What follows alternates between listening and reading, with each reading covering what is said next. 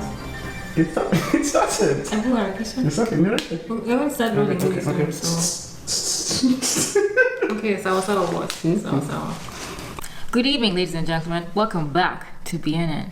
Our top story for tonight is a video shared by Yummy Mommy Kenya on Instagram. The video was titled, "Please don't get married before you get..." Oh my fucking god. Please don't get married before you... Wacera, relax, it's okay. I am a huge believer that you should not live with your partner before you get married, and there are so many reasons why I feel this, but in this particular video I'm gonna share with you 5 main reasons. Are they 5? I've even written them down. 5 main reasons why I believe you should not move in with your partner before you get married. First one, expectations. You know, when you get married to somebody, you obviously have certain expectations that you know that a wife is supposed to fulfill these duties, a husband is supposed to fulfill these duties. And it makes sense because you're married, because this person is your wife, because this person is your husband. When you are boyfriend, girlfriend, you now begin to have those expectations before you get married. But what are they based on if you ask yourself? You know, because you've put yourself in this kind of like a marriage situation.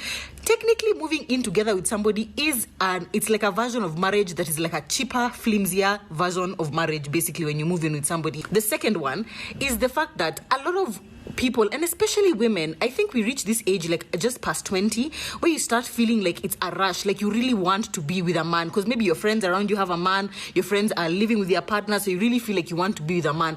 Unfortunately, and you only realize this when you get to the other side, is that you will wish you had embraced your solitude a lot more. Like, there are many things that when you're now in a marriage setting, especially if you have your husband, if you have your kids, that you won't be able to do when you're now just alone. So it's really, really important that while you can, just embrace your solitude. Like, if you're not married to this guy, why are you even moving in? And that's another point. What's the rush? Like, if you're planning to marry this person, you're going to be with them for the rest of your life. So why harakisha? Like, why must you move in with them before you get married? If you know that you're going to be with this person for the rest of your life, you know that you want to marry this person, then just wait. It's a few years, or it's a few months.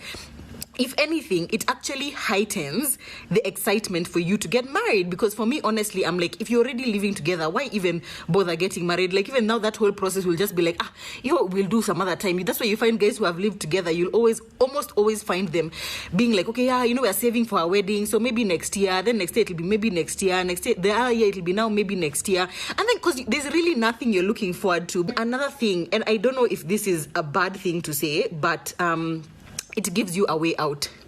I've had too many situations, too many women writing to me and telling me how they moved in with this guy because they got a baby, or, they were dating and they were like, okay, fine, let us just, cut the costs and rent.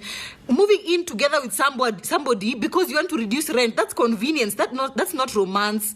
Why are you trading romance for convenience? Ladies, you deserve that romance. You deserve to have all that, feeling serenaded, him picking you up for dates, you guys going out for dates. I mean, it's just... it's like when you move in with a guy, you are intentionally making your relationship more boring than it needs to be at that stage. Really want to put it out there that women, you have something that a man wants, okay? You have something that he wants, and you don't need to make it easier for him. You don't need to make life easier for him. The day that he wants you to be with him and to move in with him and to live with him should be the day that he's ready to commit for you to actually be his wife. Otherwise, you will end up sending people messages of like, why isn't he proposing? We have been living together for 7 years, but we are not getting married. Why would he? Because he has everything that he needs. And what even are you looking forward to in marriage? It'll be the exact same thing as what you are struggling with right now. So you are better off just being on your own. Be on your own until you are with someone. And being with somebody is actually, it's either you're single or you're married. All these things in between here of dating, these are just their details. I'm so passionate about ensuring that women do not sell themselves short, because in the end, you're the one who ends up suffering. Like, women, it just makes me so sad because we're the ones who always end up suffering. We're the ones who are always sending messages to people about what's happening in our place. And like, you don't want to tell people because you already moved in with him. You're ashamed about it. You feel like, oh my God, were there red flags? Should I not have? Please avoid all that and just be on your own until you are now somebody's wife. Then be with your husband. Keep yourself for your husband. How many men will you move in with until you find your husband or until you get married? Sis, please save yourself that drama. There's a certain way that she was talking throughout the video, which I think is captured by some words shared by another person on Instagram called Ecstatic.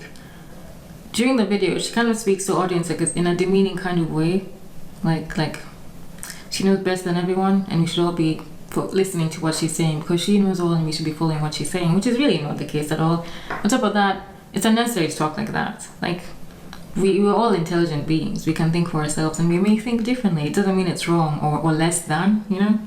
That was a bit unnecessary. Another thing that she talked about was this pressure to get married when you're in your 20s, mid-20s and so on. Yeah, okay, fine. I'm 25 and I've observed it in my friends and other people and so on. So yeah, fine, there is that pressure to get married and so on, but at the same time, it's just not enough. It doesn't mean that because of this pressure to get married that, oh, we must do this or we have to do this get married. Also, that we have to now live together by a certain point. Like, it doesn't have to be the case. Some people don't care that much. Just saying. Another thing that she had mentioned is this rush to move in together because apparently it's only supposed to happen after marriage. The thing is, some of us can be in a relationship for a very long time, say even 8 years, hell, even 10. And marriage is not really a big deal, like maybe it's not the goal for certain couples. So as such, it's not fair to now say, to give that kind of judgment and her opinion, and like as if that is the only way people should live. I mean, we're different, you know, we're all different, so I thought that was unfair.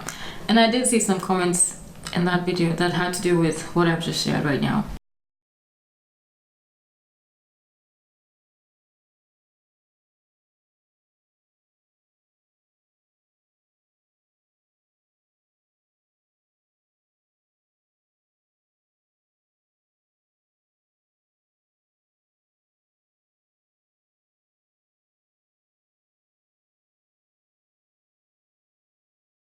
She mentioned that there's this excitement and how moving in together, the idea of moving together heightens the excitement of getting married.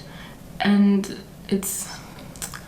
I just think this is kind of, it's quite a grandiose idea that somehow magically, when you do get married and live it together, somehow things will just work out. You're going to have conflicts, it'll just work, you'll know the expectations, each partner will know what's supposed to be doing in the household to continue and so forth, and it's just not the case. Like, even when people get married, like she mentioned how there's counseling that they have to do beforehand, and there's a reason that is. It's because either way, it's needed. You know, like you could still be going for this type of counseling even if you're not planning to get married. Like, I go to a psychologist and I was thinking, by the time I'm ready to get serious with someone, if I'm in a relationship, I don't mind involving my psychologist, and she can be like a therapist or something, or we get another therapist to talk to both of us as a couple. And those types of issues that will come up will have to do with the state of a relationship and what point we're at anyway. It doesn't mean you have to be married to go through these kinds of conversations and have certain rules set up in the household. Yeah, it's necessary. Another thing that you mentioned is that it's a reason to look forward to with getting married. And the thing is, like, getting married, there's so much more to it than just living together with your partner. Like that's nothing. It's such a huge deal. It's too much to be simplified in that way. There's so much more to getting married, so much other reasons to come up with than that. Another point she mentioned about moving in together and how it becomes boring. I personally think this is BS. Whether you move in together after marriage or beforehand, at some point things may become boring. It doesn't mean that because you moved in together before getting married, things were boring faster. Maybe you got to experience it before getting married, but you probably will experience this. So I don't see that as a valid point. A relationship could actually end at any moment. I also think a marriage can. People change their minds. People change. Things happen, and yeah, things just change, and that happens whether or not you're in a relationship, in a marriage. It happens. Now, next point is a personal point. I found this one personally offensive. This statement that somehow moving in together before marriage is selling yourself short. Am I an object? I'm a prize. Apparently, he needs to pay for beforehand, and I'm moving together with him, and what the hell is that? Also, this thing of selling yourself short. What am I to him? Well, what am I selling? Is it sex, companionship, a mother, what, a house help, a baby maker? I don't know. I like to think I'm more than that. And I mean, it's very, what can I say, old-fashioned to be thinking that way. Like, there's more to a human being, a woman, than all of these things. Yeah. Also, here's an idea. What if he's the one moving in with me? Did you think about that? Because she made it sound like as if it's always the girl moving in with a guy. And how about when it's opposite? Like, we live in a different world. It's 2019, for Christ's sakes. Come on. And finally, there's a point that she brought up that was a bit, once again, sexist. She says that women end up suffering. Just women. Men suffer too. Like, we see men who are single fathers. And not because mom passed away or anything, but she just left. So, I mean, there's so much more to this than just old-fashioned opinions and views about how women and men should live together, especially this idea of how marriage should be and moving in together and so on and so forth. It's bigger than what she's describing, essentially. And it's too close-minded and not fair to carry on with this kind of thinking, and also share it in a way like to demean other people, like you are less than, or you are silly because you believe this and this and that and that, or you are silly because you don't believe what I think. I think that's just unfair and rude. It's not necessary. We can just agree to disagree, or at least not even that. Even before that, share our comment or share our opinions in a way not to diminish others. Pretty much. Thank you for watching. Have a good evening. Bye.